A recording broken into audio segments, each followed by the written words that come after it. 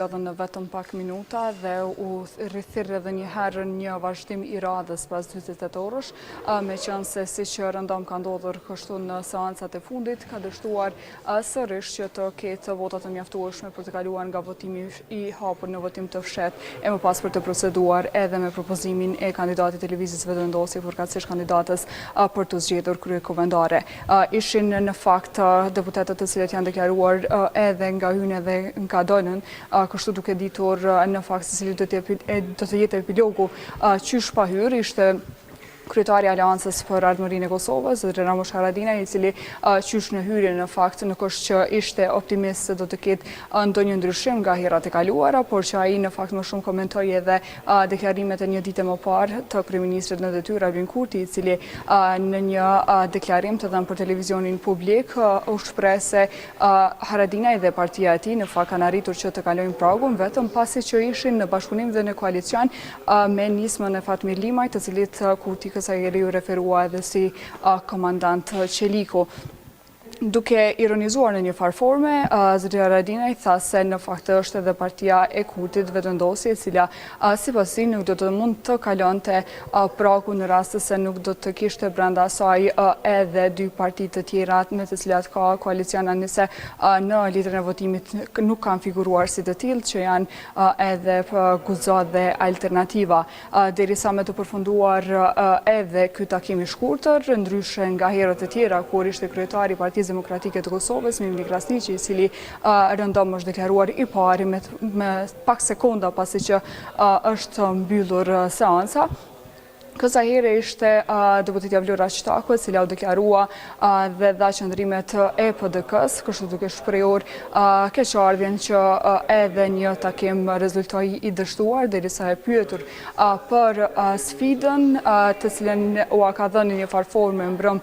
Kurti, duke i bërë thirrje që ta testojnë, duke e votuar në këtë rast Albin Agjiun për krye parlamentare dhe të kalohet në procesin tjetër të votimit të qeverisë, duke pretenduar se ka 61 vota dhe duke u thënë të stomni nëse unë do t'i kem aq vota sa ai pretendon, ajo tha se nuk janë këtu për të deklaruar dëshirat e Kurtit, duke u shprehur kështu se konsiderojnë vetëm si çejf të tij dhe se realiteti është ndryshe. Qitaku nuk komentoi gjatë as deklarimet e tjera, duke ju referuar edhe pyetjeve të cilat ju bën për shkak të deklarimeve që janë shprehur se PDK është e nevojshme të qëndrojë të paktën edhe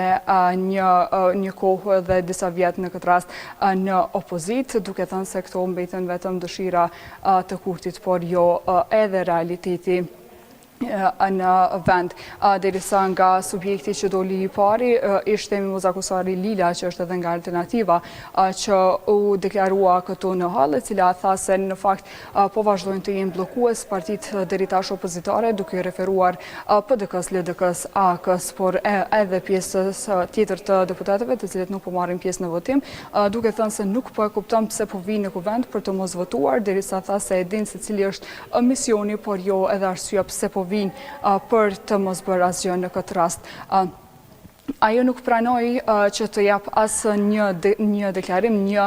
përgjigje e pyetur duke insistuar disa herë në çështjen se cilat janë ato vota të cilat do t'i kishin, meqense se është deklaruar se kanë 61 për qeverinë, por që as si tash e 19 herë as një herë nuk kanë arritur të bëjnë 61 për asnjë procedurë që ka në fakt që ka qenë pikë e rendit të ditës. Ajo tha se kjo çështje mbetet të shihet kur të kalojmë në fazën për votimin e qeverisë dhe se ajo do të bëhet me një marrëveshje politike, duke lënë të nënkuptohet se marrëveshje politike është bërë apo do të pritet të bëhet për çështjen e votimit të qeverisë, çka nuk ekziston edhe për çështjen e votimit të kryeparlamentarit. E njëjtë Kusari Lila vazhdoi t'i akuzoj si bllokues, derisa bëri thirrje që të reflektojnë në takimet e tjera, duke thënë se kërkesa që bën në vazhdimet e kaluara për të mbledhur moral kishte të bënte në fakt me pritjen një përgjigje nga gjykata kushtetuese karshi kërkesës së Aleancës për Ardhmërinë e Kosovës për të vlerësuar nëse është e ligjshme kalimi nga votimi i hapur në të fshehtë, derisa këtë pritje do të duhet ta bënin në fakt në takime më të rralla, por që nuk ishte të bënte sipas saj me mosgatishmërinë e këtij subjekti për të paraqitur në kuvend. Më shumë nga deklarimet e tyre do të mund të ndjekim edhe gjatë edicioneve të ardhshme informative këtu në Klan Kosova. Patjetër që Ndresa, faleminderit shumë për gjitha këto informacione.